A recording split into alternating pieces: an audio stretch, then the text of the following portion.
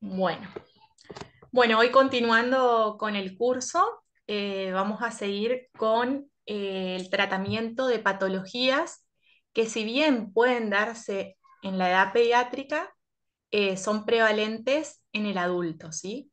Hoy contamos con la presencia del doctor Damián Pomares, JTP de la cátedra, y que nos va a hablar del tratamiento de diabetes, ¿sí? De pacientes diabéticos.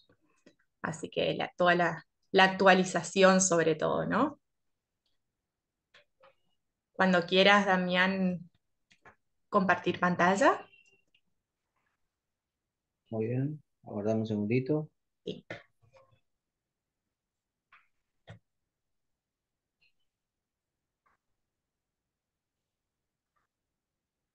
Dame un segundito, Eugen. Sí, sí. Si no, cualquier cosa, pasame y te comparto sin problemas. Si ves que Dígame si ven. todavía no, ¿Ahí ven? no todavía. Yo al menos no.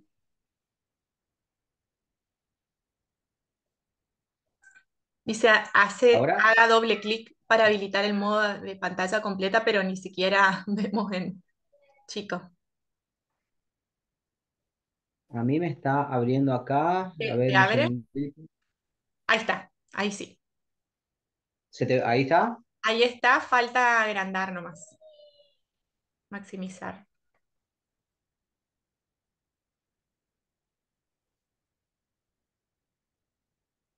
Todavía no se verán.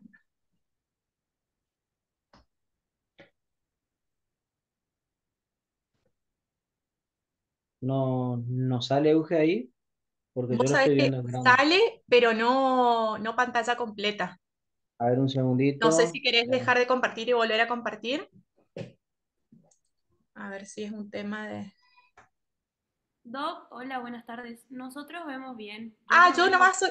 Ah, yo soy la única que veo chico, entonces. Bueno, Damián, Ahí perdón. va. Estoy dando Vamos, información vuelta. Dígame errada. si tarda un poquitito en cargar, pero ahí, por ejemplo, espérame, me está cargando y ahí Sí, debería en algún momentito abrir. ahí sí, pero sí, está minimizada, digamos.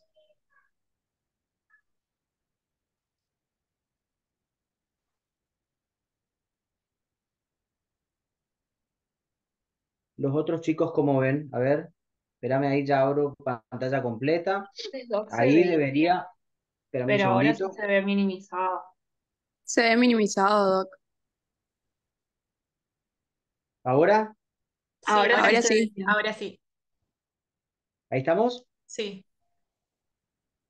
Espérame que quiero sacar esta barra de acá, por favor, a ver si me... ¿A vos te aparece una barra? Una barra me aparece arriba. Ay, Quiero no, sacarla porque me molesta. capaz que a vos. A ver si la saco. Re molesta la barra. Bueno, Nosotros no la vemos, ¿eh? Solo se ve que la estás viendo vos. bueno, vamos a ver si... Un segundito porque me está volviendo loco la barra esta que nos sale. A ver, ¿cómo hago para sacar acá? No sé si ven mi mouse, cómo se mueve. A ver, ahí un poco mejor. Bueno, ¿arranco? Sí, sí, cuando quieras, Damián. Bueno, bueno, mi nombre es Damián Pomares, como dijo Eugenia, soy parte de la cátedra de farmacología y ya por, creo que tercer año, segundo, formo parte de este curso que la verdad que todos los años me gusta mucho, me gusta mucho el tema que vamos a tocar, que son el tratamiento de las patologías crónicas no transmisibles más frecuentes. En este caso en particular, como decía Eugenia, va a ser en relación a la diabetes mellitus tipo 2. ¿Por qué? Porque es la más frecuente. Vamos a hacer simplemente vamos a tocar muy por arriba insulinas, pero básicamente, como es un tratamiento o como es un curso de actualización, yo voy a hablar sobre algunos fármacos que son hoy en día los que más están en la diabetes cambiando el paradigma de esta enfermedad. ¿Tá? Voy a tratar de ser claro, preciso. Vamos a tratar de que si hay dudas, no duden en frenarme, preguntarme. La semana pasada estuve en una jornada justamente sobre diabetes y obesidad, que uno de estos fármacos que les voy a comentar a continuación tiene mucha implicancia. Eh, Temas muy calentitos, diríamos, traídos de Buenos Aires, así que es, como le decía, algo que sinceramente me apasiona. Bueno, la agenda por la cual vamos a empezar a hablar van a ser un poco sobre las generalidades, más allá de que ustedes son estudiantes y con los años que siguen van a aprender un poco más sobre las patologías, ¿no es cierto?, clínicas en este caso, que hoy yo como médico clínico, cada día tenemos lamentablemente más pacientes con diabetes mellitus. Como les comentaba, simplemente un poquitito de historia farmacológica para que vean cómo surgen estos fármacos.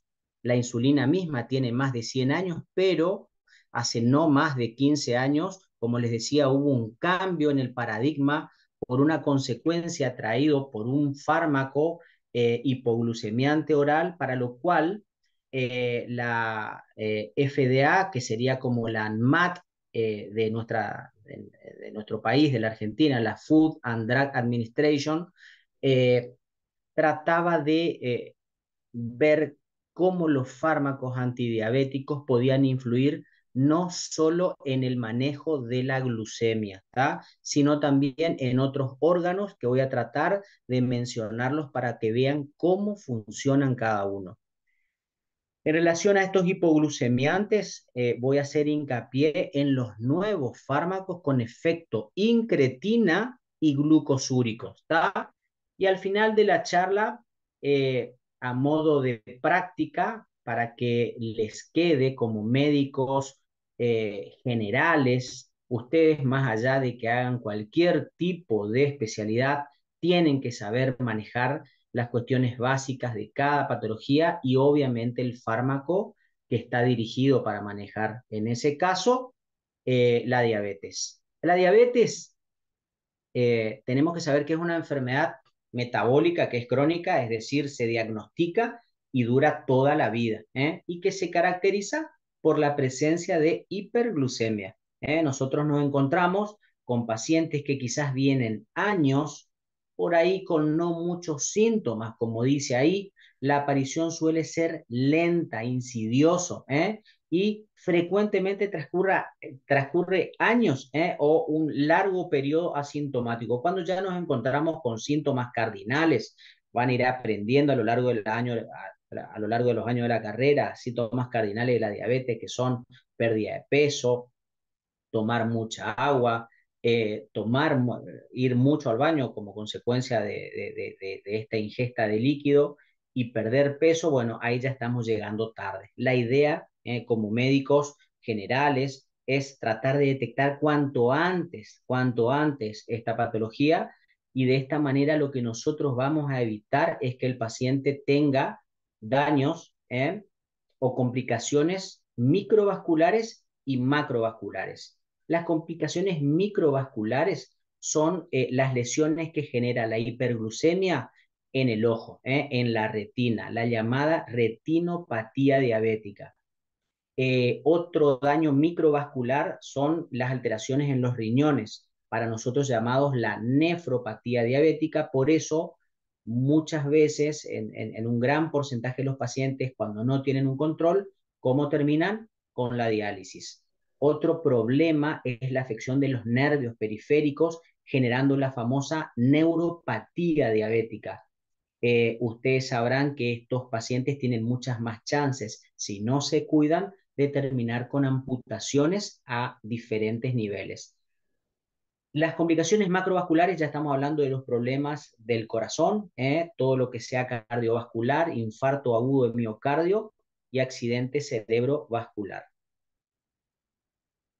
Fíjense que en una persona normal, cuya expectativa de vida obviamente hoy no es de 60 años, es mucho más, pero pongamos 60 años, si nosotros le detectamos diabetes, se reduce en menos 6 años. Y si encima, como les acabo de decir, detectamos y no controlamos esas complicaciones micro y macrovasculares, como en este caso la diabetes más el infarto agudo de miocardio, la expectativa de vida se reduce en menos 12 años, o sea que es una barbaridad. Para eso nosotros, como médicos, tenemos que ir siguiendo al paciente. Yo les decía que esta es una enfermedad metabólica crónica, ¿está? Forma parte de un síndrome metabólico, como yo siempre digo, va de la mano con la hipertensión arterial, va de la mano con la obesidad, va de la mano con el aumento de los lípidos, o sea, de las grasas, ya sea colesterol, triglicéridos, etcétera. Pero nosotros tenemos ciertas ventanas de tiempo para ir detectando y pudiendo corregir hasta cierto punto esas alteraciones. Fíjense que nosotros cuando en el consultorio empezamos a seguir a un paciente, podemos tener una ventana para advertirle al paciente que está en un estado de prediabetes. Llamémosle a esto cuando el paciente viene con una glucemia alterada en ayunas. Por otro lado, si ya nos encontramos o no podemos frenar este proceso, el paciente termina con el diagnóstico de diabetes. Para esto, bueno, ¿qué va a pasar con la glucemia? Va a empezar a aumentar, desde este estado, como les decía, detectando en glucemias alteradas en ayunas, hasta cuando pasa la barrera del número 126 en el laboratorio y con otros criterios, bueno, decimos que el paciente tiene diabetes. ¿Qué va a pasar con la función de la célula beta del páncreas? Va a empezar a declinar, ¿está? Es por eso que entonces nosotros tenemos que tratar de corregir estos otros factores que van a empeorar el estado final del paciente, como ser el peso, el sobrepeso, la obesidad. Obviamente, como les decía, va a empezar a tener factores de riesgo cardiovasculares. También el paciente va a seguir con otras complicaciones, como les decía hace un ratito, y lo más importante es que va a necesitar medicación, ¿eh? Y es acá en donde vamos a ir haciendo hincapié en estos fármacos hipoglucemiantes, pero sobre todas las cosas tenemos que tener cuidado y saber bien qué le vamos a indicar a cada paciente en particular, ¿está? No todos los pacientes van a recibir el mismo fármaco, va a ser a criterio del médico, a la experiencia y obviamente a lo que nosotros estudiemos a través de las guías, de los consensos. Por lo cual, una vez que administramos medicamentos, podemos correr el riesgo de que el paciente tenga efectos adversos como ser la hipoglucemia. ¿Está todo bien? ¿Me escuchan? ¿No estoy hablando solo? Sí, se escucha. Perfecto. Muy bien. Se escucha Bueno, bárbaro. esto es simplemente, no les voy a complicar la vida porque esta es una clase de actualización en farmacoterapia. Pero a medida que vayan creciendo en la facultad y vayan estudiando y pudiendo unir diferentes enfermedades cuando hagan clínica médica, entre otras, van a ver que en relación a la diabetes, el paciente con diabetes muy pocas veces viene solamente con diabetes. Como les decía hace un ratito, generalmente viene formando parte de lo que son las cuestiones metabólicas de un síndrome, ¿está? Nosotros en el consultorio, cuando detectamos la diabetes, tenemos que tratar de bajar el nivel de azúcar lo más que podamos, pero obviamente van a haber extremos en relación a un dato de laboratorio que nos ayuda mucho a nosotros, que es la hemoglobina glicosilada. No nos vamos a centrar en esto, pero simplemente quiero decirles que tenemos que ser más intensivos en el tratamiento de un paciente con diabetes cuando detectamos en un paciente joven, sin tantas comorbilidades, cuando, como les digo, la duración de la diabetes es reciente, y tiene una larga esperanza de vida. Ahí tenemos que mentalizarnos en ser agresivos, ¿está? El no caer en la inercia terapéutica, de decir, bueno, le doy esto o esto. No, siempre ofrecerle lo mejor y lo más actualizado.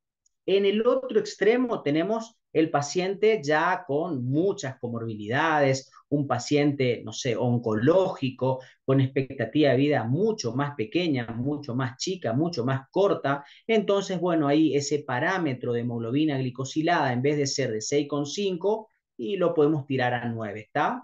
Obviamente, cuanto más alta es la hemoglobina glicosilada, cuanto más altos son los niveles de azúcares, obviamente las complicaciones van a ser mayores. En relación a esta historia farmacológica de la diabetes, que es apasionante, ya hace más de 100 años se descubre la insulina en el año 1920. Hoy estamos en el año 2024. En el año 1950 empiezan a producirse insulinas de acción lenta. Unos años después, cerca del año 1960, se descubren y empiezan los hipoglucemiantes orales, un grupo que en breve lo vamos a explicar, como por ejemplo las sulfonilureas y la introducción de la metformina. La metformina en esta clase es el fármaco que ustedes no pueden no saber una vez que terminen esta clase y este curso. Diabetes, si el paciente no tiene efectos adversos o algo que impida dársela, la metformina es igual a diabetes. Ustedes se mentalizan que el paciente con diabetes, si no tiene contraindicaciones, debe recibir metformina. Es el fármaco madre, es el fármaco que a pesar de tener tantos años, sigue siendo o sigue cumpliendo una función primordial en el manejo de pacientes con diabetes.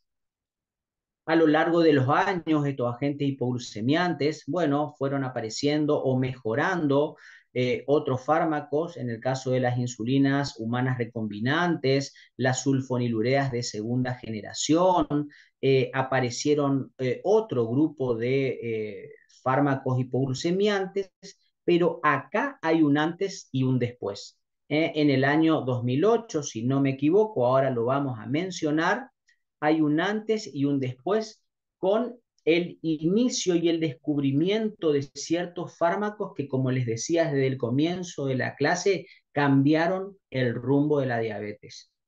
Este grupo, para que vayan empezando a grabarse, fueron los inhibidores de la DPP4, los inhibidores de la enzima dipeptidilpeptidasa 4, los inhibidores del CGLT2, ahora los vamos a mencionar, y los agonistas del GLP1. ¿tá? Por supuesto, fueron mejorando las insulinas que al final de la charla, como les decía, voy a hablar muy por arriba, pero para que tengan una idea de lo que también puede ser el manejo del diabético tipo 1, que, como les decía también, es el menos frecuente. En el año 2008, en un paper del New England de un médico, habla sobre una experiencia, un trabajo de investigación sobre la rosiglitazona, en el cual la asocia a un incremento significativo del riesgo de infarto agudo de miocardio y de muerte de causa cardiovascular. Imagínense el caos que generó esto porque era un hipoglucemiante oral, la verdad, bastante usado por todos los médicos a nivel mundial. Acá no estamos hablando que era un fármaco utilizado en la Argentina, no, este paper salió en el New England y causó revuelo en la familia de los médicos que manejaban la diabetes, no solo médicos clínicos, diabetólogos, endocrinólogos. Así que bueno, ¿qué pasa desde acá? Acá hay un antes y un después. Como le decía, en el año 2008 la FDA o la ANMAT en la Argentina, la Food and Drug Administration, el eje controlador de todo esto en Estados Unidos, empieza a exigir que todo medicamento enfocado al tratamiento de la diabetes demuestre seguridad cardiovascular, ¿está? Sobre todo en pacientes con alto riesgo cardiovascular.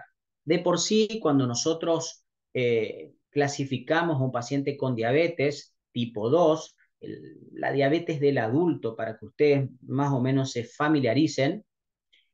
Obviamente nos encontramos con pacientes que ya ni siquiera son de bajo riesgo, son la mayoría de alto riesgo o muy alto riesgo. Entonces, la idea de la industria generadora de estos fármacos era pensar un poco más allá de bajar los niveles de azúcar en sangre, sino también la veían a la diabetes en un contexto tan grande que tenían que controlar todo, ¿tá? Todo lo metabólico, tenían que fijarse si podía bajar de peso, reducir de peso a estos pacientes que obviamente el sobrepeso y la obesidad no los ayuda. Tenía que controlar esos factores de riesgo cardiovascular, entre otros la hipertensión, la dislipemia, y si se podía tratar de que también mejoren o cuiden o protejan todo lo que sea el corazón o todas las enfermedades que rondaban lo cardiovascular y el riñón. Entonces, cuando uno ve un paciente con diabetes, tiene que empezar a ver no solo el tratamiento farmacológico. Retrocedemos un poquitito, pero me parece importante que ustedes sepan que al diagnosticar una enfermedad de la que sea, metabólica, el primer paso no es muchas veces darle un fármaco, sino también que, y quizás sea lo que añoramos, tener un poco más de tiempo para dedicarnos a la educación de este paciente. En la educación entra la alimentación, en la educación entra la actividad física, en el caso de que ya tengamos que administrarle fármacos, enseñarle a hacer monitoreo glucémico y otras tantas cosas que por ahí en los tiempos que corren siempre decimos que nos falta mucho más tiempo para educar a un paciente, porque antes de adentrarnos a los fármacos, que hoy yo le voy a hablar quizá de los últimos, de los más nuevos, de los que mejor andan, si el paciente no cumple con estos quizás dos primeros puntos, como ven acá, la alimentación y la actividad física, y los fármacos probablemente actúen, pero no de la manera en que uno quiere. Entonces, para reforzar un poquito más y ya adentrarnos a lo que es farmacología, estos cambios o modificaciones en el estilo de vida y la educación del paciente con diabetes seguramente van a hacer que el paciente mejore sus controles glucémicos, mejore el control de la presión arterial, mejore el manejo de los lípidos, y obviamente cuando llegamos a tener que elegir el fármaco que darle, tenga ese detalle de proteger y no solo bajar el azúcar, sino también de proteger el corazón y los riñones. Nada más, gráficos van a empezar a ver una vez que vayan, roten, escuchen, lean todo lo que es el manejo no farmacológico de la diabetes, la actividad física y, como les decía, una vez que tenemos que llegar a elegir el fármaco, bueno, vamos a hablar de los hipoglucemiantes en general y los nuevos fármacos de estos que comentábamos desde el año 2008, con esa función cardioprotectora, renoprotectora, y me voy a animar a decirles también hepatoprotectora, porque cada vez, y eso lo hablamos la semana pasada, el paciente eh, como punto de partida inicial hay que tratar de enfocar y tratar la inflamación, ¿tá? La endotelitis, enfocar el endotelio y todos estos fármacos en cierta manera actúan de esa manera.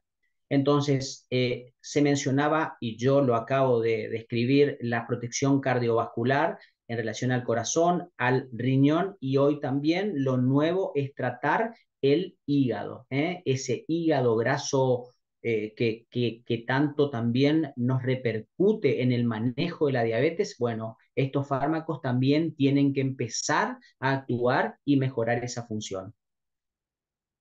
Vamos a hacer entonces hincapié en los nuevos fármacos con efecto incretina y glucosídrico, que son las últimas familias de fármacos que están en boga, pero obviamente no nos vamos a olvidar de los otros que también tenemos que conocer, porque ustedes, cuando vayan seguramente a hacer sus rotaciones al interior, no va a ser posible que cuenten con estos fármacos casi con seguridad por lo que van a ver, ¿no? Por los costos y por otras cosas o cuestiones que lamentablemente no van a poder contar.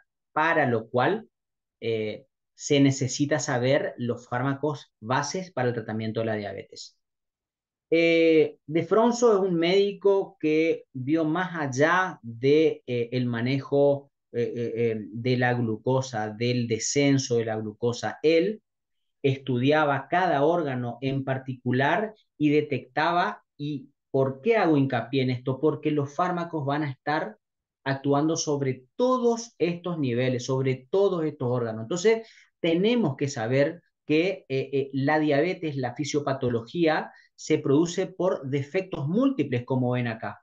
A nivel del hígado, bueno, la hiperglucemia crónica aumenta la producción de glucosa al hígado. Las células beta del páncreas disminuyen la secreción de insulina. ¿Qué pasa en el músculo? Se disminuye la absorción de glucosa. ¿Qué pasa en el intestino? Disminuye el efecto incretina. Ahora vamos a hacer hincapié sobre todo en intestino y riñón, ¿está? Disminuye la función de ciertos neurotransmisores en el cerebro. En el tejido adiposo aumenta la lipólisis y en las células en las células alfa del páncreas aumenta la secreción de glucagón. Esto puede ser tedioso, pero simplemente la gráfica hace que yo tenga que mostrarle en dónde actúan cada uno de estos fármacos, ¿está? Como les decía al comienzo, los inhibidores de la DPP4, la metformina, los análogos del GLP-1, los inhibidores del CGLT2. Vamos a describirlo un poquitito mejor en unas filminas que vamos a ver a continuación.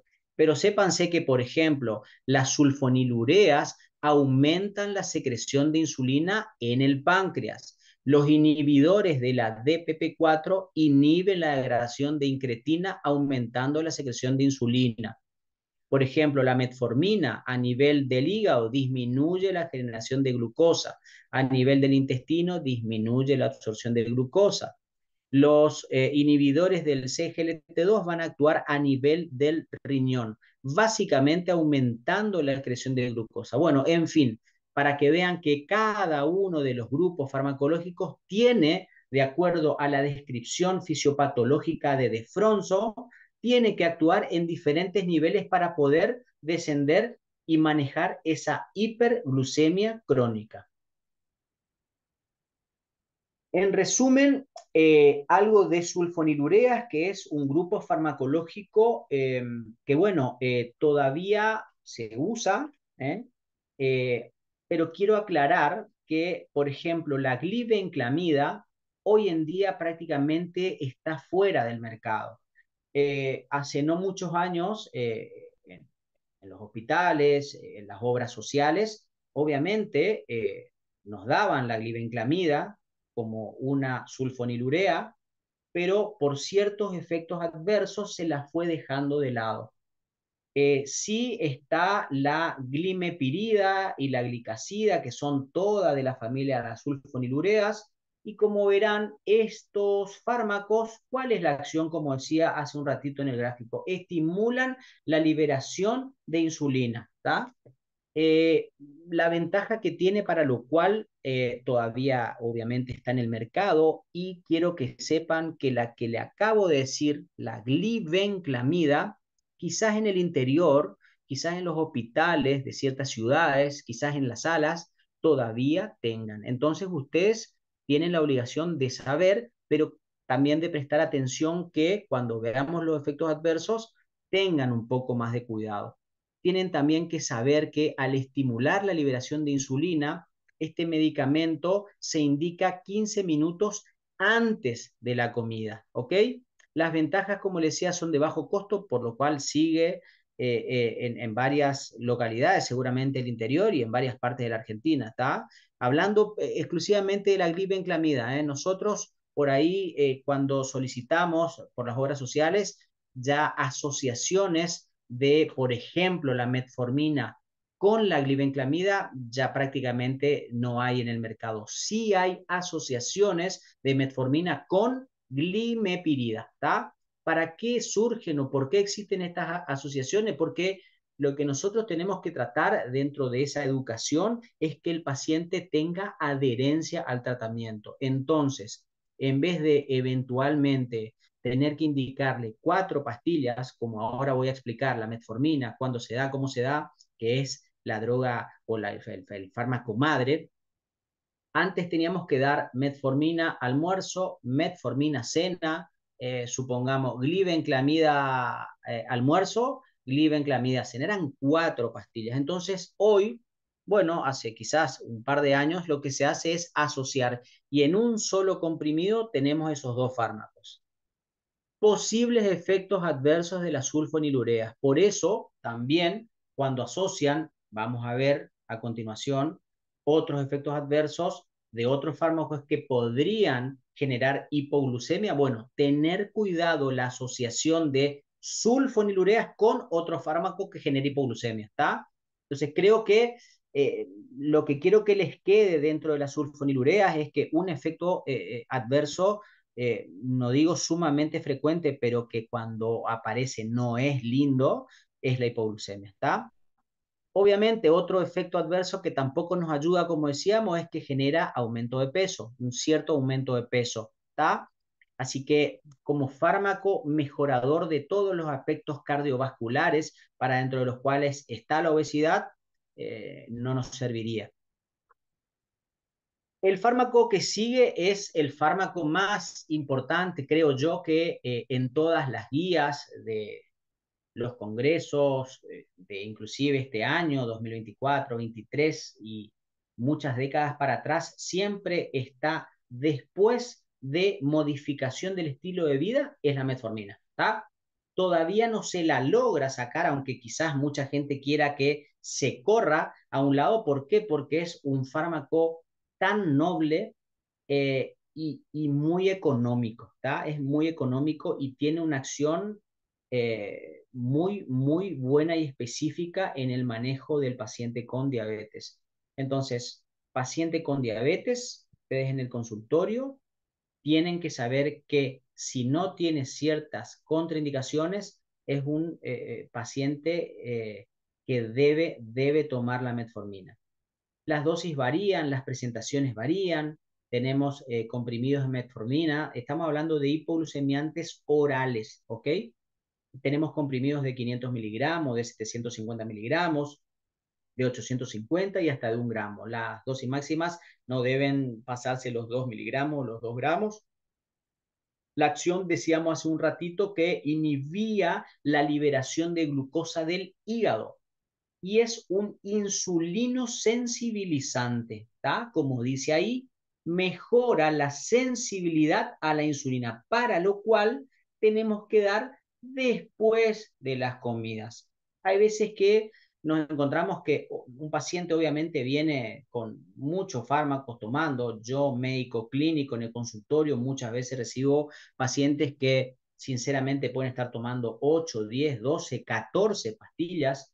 Bueno, tratamos de que en este caso sea lo más cómodo posible para el paciente, porque si le decimos tiene que tomar 10 minutos después de la comida, y bueno, es posible que se olvide. Así que por ahí, para hacerla fácil, le decimos que tome con las comidas. La idea es que tome con o después de la comida, justamente por la acción que tiene de mejorar la sensibilidad a la insulina. Es decir, si yo tomo antes la metformina, no como, no aumentó la glucemia, no va a funcionar este fármaco, ¿ok? Entonces, cuando aumenta la glucemia, ahí tenemos que tomar la metformina para que mejore esa sensibilidad y podamos generar la hipoglucemia. Como les decía, dentro de las ventajas, es muy, muy, muy bueno, muy eficaz, tiene bajo costo. En relación al peso, bueno, puede promover una pérdida de peso leve, más bien quizás lo estabilice, pero no tiene una gran ventaja de ser un fármaco que haga descender el peso. Cuando comenzamos, y me quedo un poco más en la metformina porque creo que es el fármaco que más tienen que saber de esta clase. Los efectos adversos, generalmente, como muchos otros, son los gastrointestinales, para lo cual nosotros cuando indicamos metformina, sea la dosis que sea, en general, para no crear una intolerancia de golpe y el paciente diga, no, yo no tolero y no tomo esto porque me cayó mal, tratamos de decirle que las primeras semanas parta por la mitad y empiece a tomar la mitad de la dosis, ¿tá? Una vez que pasan una cierta cantidad de días, semanas y tolera, ahí puede ingerir la totalidad del fármaco. ¿Para qué? Obviamente para evitar los efectos indeseados gastrointestinales como ser náuseas y diarrea, ¿está? Eso es lejos, lejos lo más frecuente en relación a los efectos adversos de la metformina. Bien, vamos a ir pasando a estos nuevos fármacos con otros efectos, como ser, nosotros muchas veces cuando nos comunicamos entre colegas e inclusive con el paciente, nos manejamos en este caso del grupo farmacológico que viene, las gliptinas, este grupo de fármacos con efecto incretina, decimos, bueno, usted tiene que tomar un DPP4, ¿está? Muchas veces, obviamente no le explicamos porque tampoco tiene la obligación de saber, pero para mí no está mal que le expliquemos, por supuesto, todo esto que estamos hablando, cómo funciona la droga, qué efectos puede traer. Si no funciona con un fármaco de este tipo, tenemos que cambiar a otro. Pero bueno, ¿qué es la IDPP4? Son fármacos que van a inhibir a una enzima que ahora vamos a explicar con un gráfico de la enzima dipeptilpeptidasa 4, ¿está? Le llamamos las gliptinas, porque son fármacos que se llaman saxagliptina, sitagliptina, linagliptina, vildagliptina. La acción, como están viendo ahí, es de estimular la liberación de insulina cuando la glucosa en sangre aumenta. ¿Tá? Vamos a ver en el gráfico qué es lo que hace esta enzima en el intestino y cómo nosotros podemos contrarrestar la acción y hacer que la glucemia baje. Acá sí ya nos empezamos a poner un poco más exquisitos. Si tenemos la posibilidad de en el consultorio tratar un paciente que por ahí tenga más posibilidades que otro paciente que por ahí no cuente lamentablemente con cobertura social. Yo siempre refuerzo que toda indicación tiene que ser criteriosa e individual. Yo no puedo indicar un fármaco que cuesta caro y que a mí secundariamente me va a traer unos beneficios y el paciente no tiene indicación de recibir ese fármaco. ¿eh?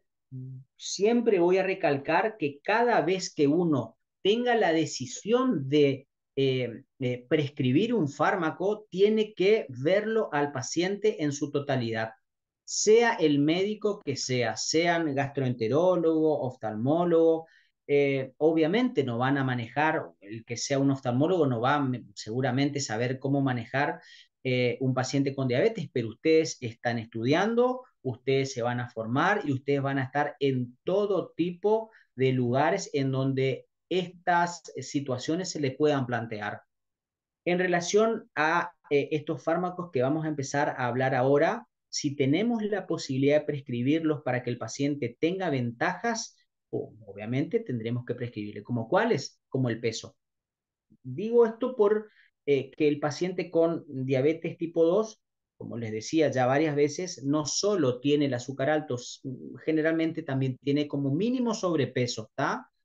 Y la cantidad de pacientes con obesidad, bueno, ustedes ya verán y aprenderán. Entonces, acá empezamos a seleccionar fármacos que tengan ventajas, como en este caso, sobre el peso. No causa aumento de peso, a diferencia de las sulfonilureas que decíamos que aumentaba el peso, bueno, en este caso no causaría o no generaría un aumento de peso en el paciente. Entonces eso ya es un plus que tenemos con este fármaco porque sabemos que ante la eventualidad de un paciente que tenga como mínimo sobrepeso, yo le indico una gliptina, un IDPP4 y seguramente no va a aumentar de peso.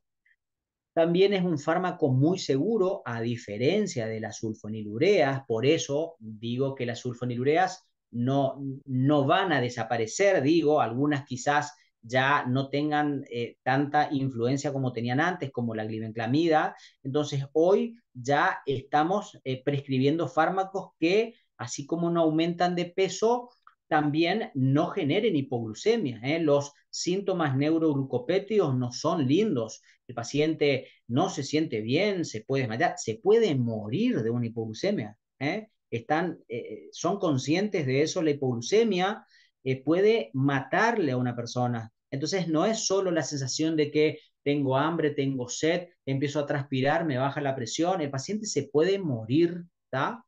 Entonces, el poder elegir un fármaco que sea seguro en relación a no generar hipoglucemia es muy, muy bueno. Obviamente acá, como ven, no causa hipoglucemia a menos que se combine con insulina o con una sulfonilurea. Por eso les aclaraba desde el comienzo que prestando atención en los posibles efectos adversos de la sulfonilurea, imagínense si yo a un paciente sin criterio le indico una glimepirida con una dosis alta de insulina y seguramente voy a tener muchísimas chances de que el paciente haga hipoglucemia. Por otro lado, bueno, ideal en poblaciones vulnerables, por esto que les estoy diciendo, pacientes que de por sí, bueno, tienen mayor sensibilidad o el fármaco tiene más acción o viene de efectos adversos de otro fármaco que le generó hipoglucemia, bueno, este es un fármaco muy, muy, muy seguro. Se da antes de las comidas, entre 1 y 2 veces al día, dependiendo de la clase de gliptina, como bien acá dicen, vienen de 5 miligramos, de 10 y 100, de 5, 50, y bueno, también tienen que ver con el paciente en sí por ciertas comorbilidades que puede tener el paciente, como ser insuficiencia renal, problemas hepáticos, etcétera. Entonces, para ir cerrando esta filmina de fármacos sumamente importantes y sobre todo la metformina, bueno, vamos a pasar a la siguiente, que podemos mencionar las tiazolidinidionas, que ahí estaba la rosiglitazona con su problema en aquel año que podríamos decir gracias a este fármaco empezaron a surgir estos nuevos medicamentos para la diabetes. Después de esto que generó las glitazonas, bueno, se vio que quizás no era tan así y hoy día se vuelven a usar con obviamente ciertos cuidados. Mejoran las glitazonas, acá estamos en este grupo, las glitazonas, la rosi y la pioglitazona mejoran la sensibilidad a la insulina, inhiben la liberación de glucosa del hígado. Bueno, en relación a la parte de lípidos, puede influir en el colesterol bueno, en este llamado colesterol HDL. Y bueno, volvemos a lo mismo, retrocedemos si nosotros tenemos un paciente con sobrepeso, obesidad, indicándole glitazona y bueno, vamos a hacer que el paciente en vez de bajar de peso, aumente de peso. Teníamos que tener ciertos cuidados, como le decía, y acá hago hincapié en estos dos puntos en pacientes con insuficiencia cardíaca porque la empeora y en pacientes que tienen tendencia a, por ejemplo, tener la densidad mineral ósea desgastada, lo que nosotros llamamos osteopenia, osteoporosis. Bueno, son pacientes que tienen más incidencia de fracturas.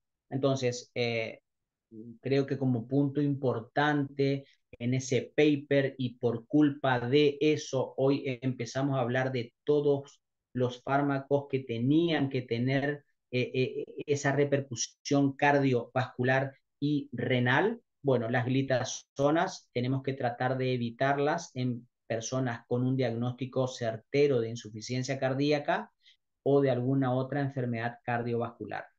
También son fármacos que eh, se encuentran mucho más fáciles en relación a costos, digo, que los otros que vamos a empezar a hablar desde ahora, como ser los ICGLT2, ¿está? Los inhibidores del cotransportador sodio-glucosa 2. Vamos a empezar a familiarizarnos con los términos de gliflocinas, ¿está? En el mercado hoy, en la Argentina sobre todo, vemos que están por todos lados la dapaglifosina y la empaglifosina. Veíamos entre los gráficos de Defronso y en el gráfico en donde actuaba cada uno de estos fármacos, les decía que los ICGLT2 actuaban a nivel del riñón, de los riñones, y la acción pura y exclusivamente es de ser glucosúricos. ¿Qué quiere decir? Que lo que van a hacer es inhibir la reabsorción de azúcar y la van a hacer que siga su trayecto por el riñón y eliminemos glucosa por la orina. Bueno, acá empiezan a ver eh, estas ventajas que nos ayudan en este paciente sindrómico. Puede ocasionar pérdida de peso, también son fármacos muy, muy seguros como las gliptinas porque no generan hipoglucemia.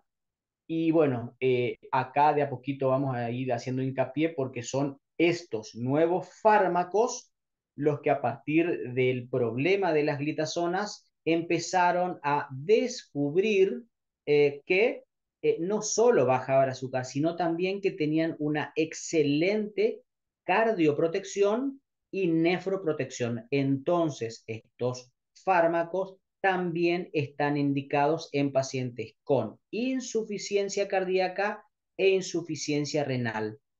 No me puedo meter a explicarles ciertas cosas muy finas de esto porque, sinceramente, no vale la pena. Simplemente quiero que les quede, porque si me meto en qué tipo de paciente con fracción de eyección reducida, conservada, aumentada, nos vamos a hacer un mambo. Yo quiero que le quede que este último grupo de fármacos hipoglucemiantes orales se indican en pacientes que tienen diabetes y algún problema al corazón o eventualmente algún problema del riñón o inclusive diabetes con un problema del corazón y con un problema del riñón.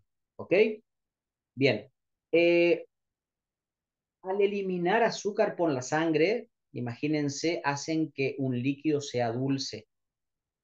Eh, un ejemplo burdo es derraman una gaseosa en el piso y ¿qué es lo primero que aparecen? Hormigas, ¿está? Les atrae el azúcar.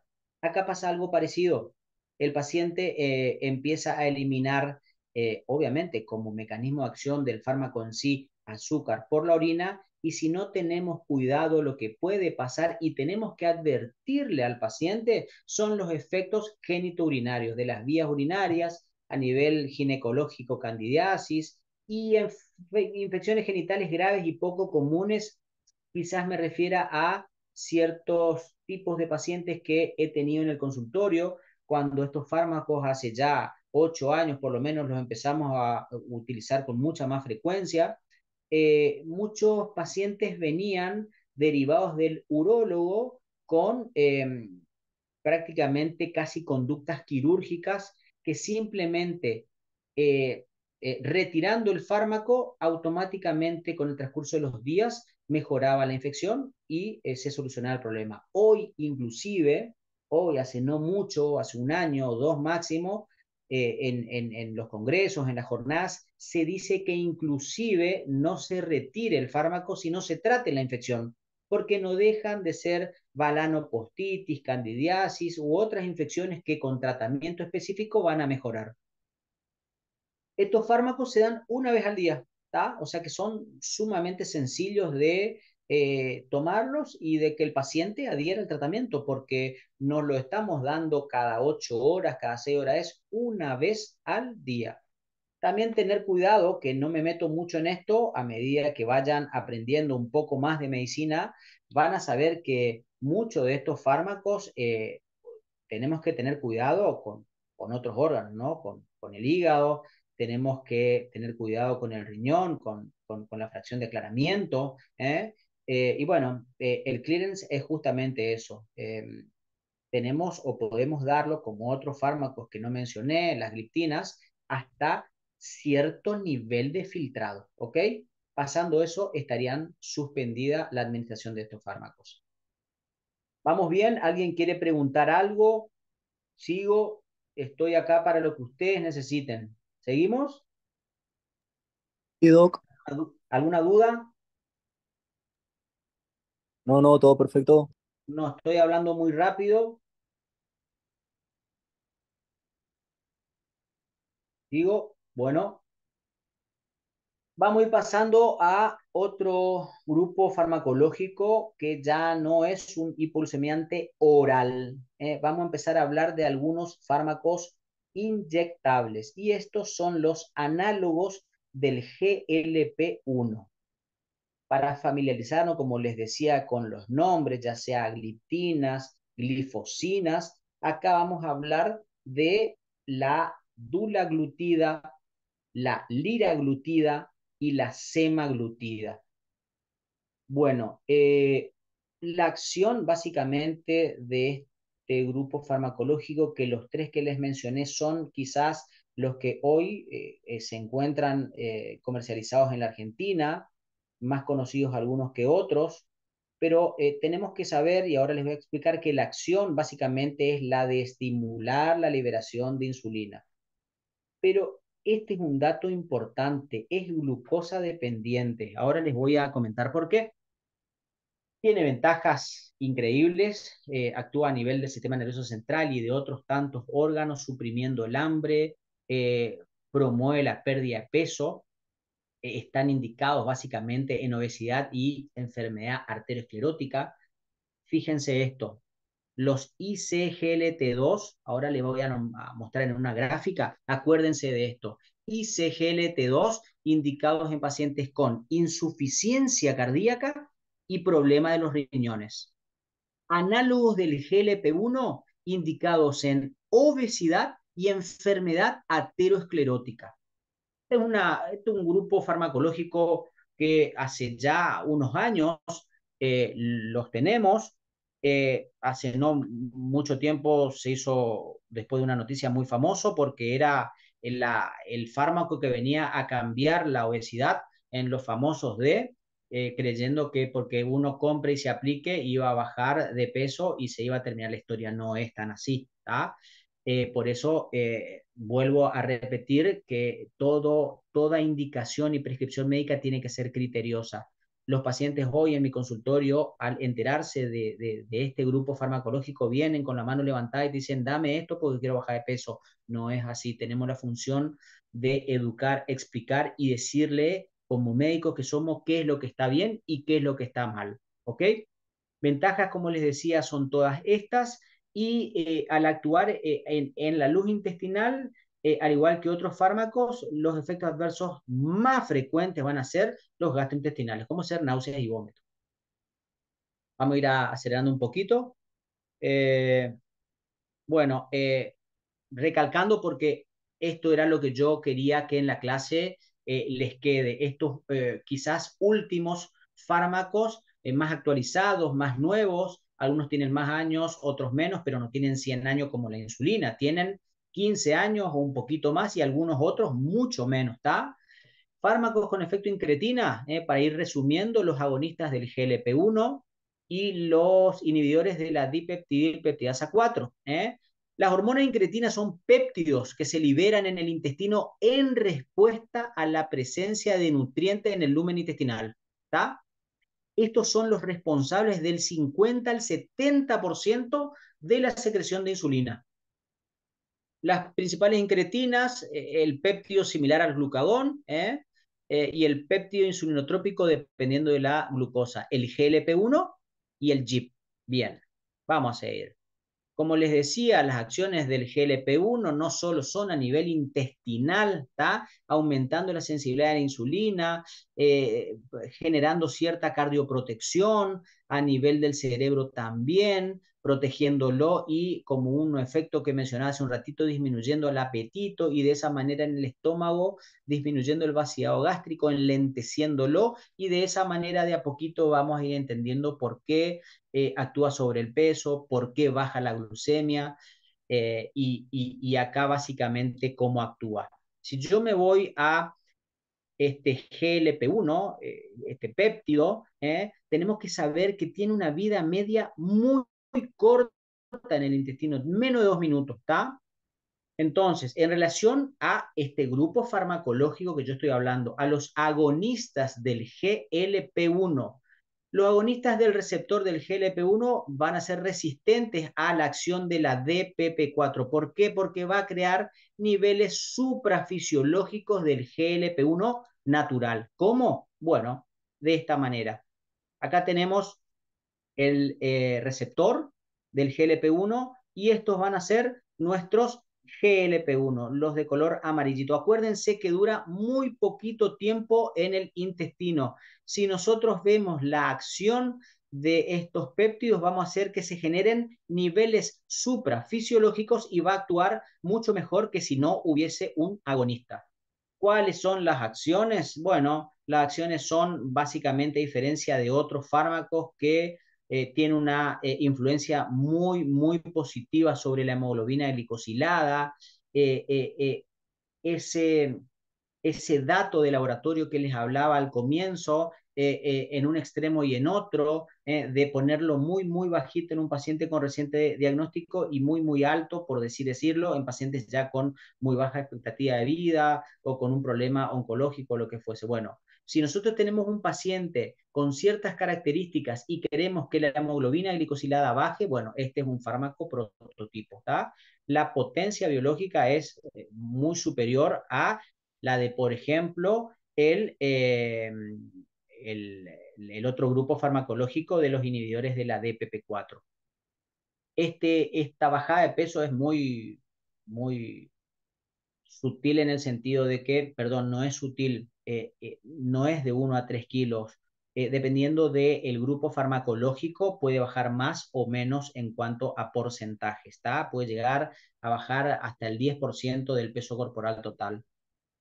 Va a ser mayor con un grupo que otro, eso lo van a ir aprendiendo, lo vamos a ir viendo, pero quizás la semaglutida tiene un poco más de fuerza y poder que la liraglutida, no tiene riesgo de hipoglucemia o prácticamente nulo, y como les decía, los efectos secundarios más frecuentes son los gastrointestinales. Pero tenemos que tener en cuenta también algunas contraindicaciones, ¿está? Las contraindicaciones de pacientes que tengan antecedentes de cáncer de tiroides o de pancreatitis o del paciente que venga con una gastroparesia, no lo podemos indicar. Bueno, por otro lado, continuamos con algunas características para que ustedes sepan de qué estamos hablando en relación a aplicaciones, costos. Como les decía, estos son los tres grupos que se comercializan, los tres tipos de fármacos que se comercializan en la Argentina. Todos son de aplicación subcutánea, todos, ¿está? En la reunión de hace una semana atrás en Buenos Aires, ya se viene hablando, no hace una semana o 10 días, hace un tiempo más atrás, que la semaglutida se está preparando para que también venga el dispositivo por vía oral. Fíjense esto, la liraglutido uno puede confundir que es como una insulina porque el dispositivo es muy parecido, ¿tá? Es una lapicera con una tapa, con una jeringa de 4, 6 u 8 milímetros, entonces el paciente por ahí cree que uno le está indicando insulina y no es insulina. Por eso el tiempo que le tenemos que dedicar para explicarle todo esto que yo estoy intentando explicarle. La liraglutida, a diferencia de la dula y la semaglutida, se aplica una vez al día en dosis crecientes de 0,6 miligramos a 1,8. La semaglutida se aplica una vez por semana y las dosis iniciales son desde 0,25 hasta también hoy en día 2,4 miligramos. Acá en la Argentina tenemos presentaciones de 0,25, 0,5 y 1 miligramo. Quiero que presten atención a esto. El año pasado daba una clase muy parecida a esta para el 30 de marzo del 23, este fármaco costaba 53.800 pesos. La última actualización hoy está en 272.000 pesos, las presentaciones de 0,25 y 0,5, y miren la de 1 miligramo, está a 460.000 pesos. ¿Tá? Creo que es para tenerlo en cuenta, ¿no? Los inhibidores de la dipeptilpeptidasa, los IDPP4, que también son fármacos de este grupo, de esta familia de incretinas. La dipeptilpeptidasa 4 es una glicoproteína compleja que se encuentra en la superficie celular de varios tejidos y en la circulación. Y como les mencionaba en el gráfico anterior, que ahora lo voy a volver a repetir, inactiva a las incretinas intestinales GLP-1 y GIP, reduciendo su concentración y limitando sus acciones fisiológicas. Enzima que dura menos de 2 minutos, esta enzima va y se los come.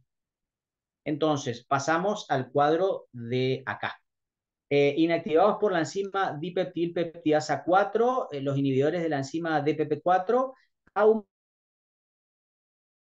aumentan la vida media del GLP-1 y del GIP nativos. Entonces, lo que va a suceder va a ser que anulamos a esta enzima y de esa manera va a generar el mecanismo de acción, el GIP y el GLP-1 con su receptor correspondiente en los islotes pancreáticos. Ya para ir terminando, la hemoglobina glicosilada es el descenso es menor, lo mismo que el peso, no genera descenso de peso como lo hace el agonista del GLP-1, pero lo que sí tenemos que saber es que tiene nulos o muy poquitos efectos secundarios, son muy bien tolerados. Costos obviamente mucho menores, de 65.000 pesos el año pasado, hoy está en 31.400, en 32.000 pesos. Son obviamente mucho más económicos que los agonistas del GLP-1. Efecto adverso cutáneo, pancreatitis, prácticamente nada. Contraindicaciones, bueno, diabéticos tipo 1 no se da. Embarazo, lactancia, y bueno, acá sí tenemos que tener cuidado con los problemas hepáticos, y como les decía, ese aclaramiento menor a un número que hoy, bueno, quizás no les pueda interesar o no les quiera interesar, pero cuando vayan aprendiendo la fracción de aclaramiento de todos los fármacos, tenemos que tener en cuenta eso también.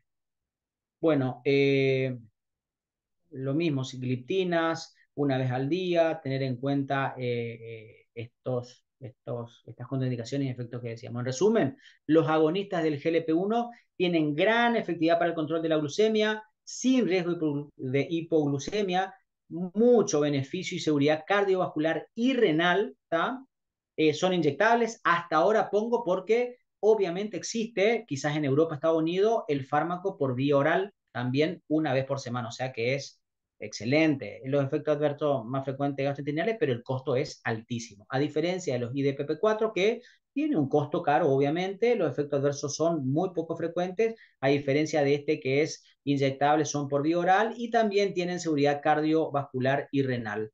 Tiene, a diferencia del GLP-1, una moderada efectividad para el control de la glucemia. Los ICGLT2, en resumen, les decía que actúan a nivel renal inhibiendo el cotransportador de sodio y glucosa tipo 2 del túbulo proximal, reduciendo la recaptación de glucosa del filtrado glomerular, con su consiguiente eliminación a través de la orina. Provoca reducción de la glucemia, pérdida de peso porque tiene un ligero efecto diurético. Hoy, a ver, se comenta, se dice, se habla con los cardiólogos de que en ciertos trastornos cardiovasculares uno tiene que disminuir inclusive la dosis de los diuréticos, porque esto obviamente no es un diurético, pero al eliminar azúcar, eliminar agua y generar ese leve efecto diurético, también puede producir hipotensión y deshidratación. Bueno, esto no les voy a explicar. Las glifosinas, EMPA y DAPA, las más conocidas, vía oral todas, una vez al día. También tenemos que tener en cuenta el filtrado glomerular, pero fíjense los costos. Perdón, no, esto es del año pasado, 23, 25.000, bueno, hoy están en 70, 80.000 pesos. Reducen la glicosilada hasta en un porcentaje, en un 1%, el riesgo global de hipoglucemia es muy, muy bajo, descienden en el peso, no tanto como los agonistas del GLP-1, Y para no repetir, tenemos que tener cuidado con esos efectos adversos de infecciones genitourinarias, hipotensión, deshidratación, etcétera.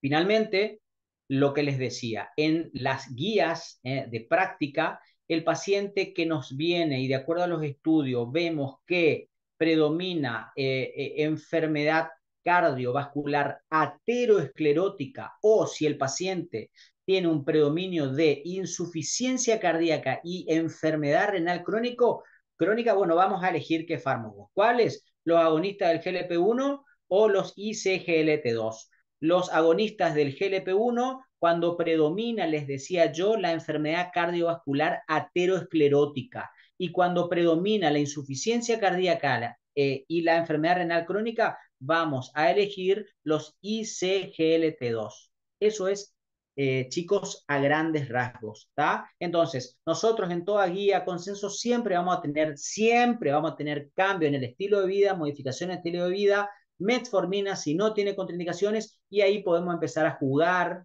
con los fármacos de manera criteriosa. Fíjense todo lo que tenemos para dar de acuerdo al paciente que tenemos enfrente. Los IDPP4, los GLP-1, los ICGLT2, etcétera, etcétera, etcétera.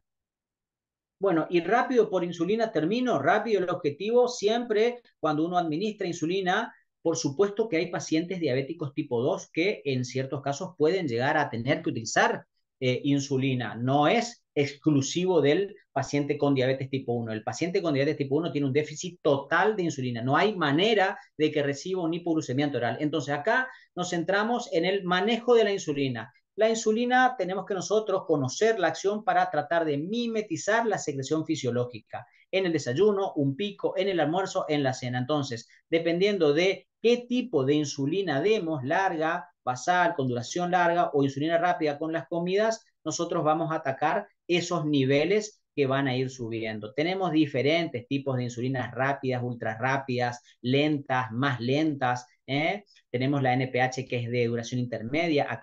Abajo, como ustedes ven, son el tiempo en que duran, análogo premezclado. Fíjense, hoy en día la Detemir ya es prolongada, dura casi 20 horas, se aplica una sola vez al día. Las Larginas son de larga duración y la última son las ultra largas como la de Gludec. Dura más de 24 horas, o sea que con una aplicación de ciertas unidades, según consideremos que el paciente requiere, es suficiente.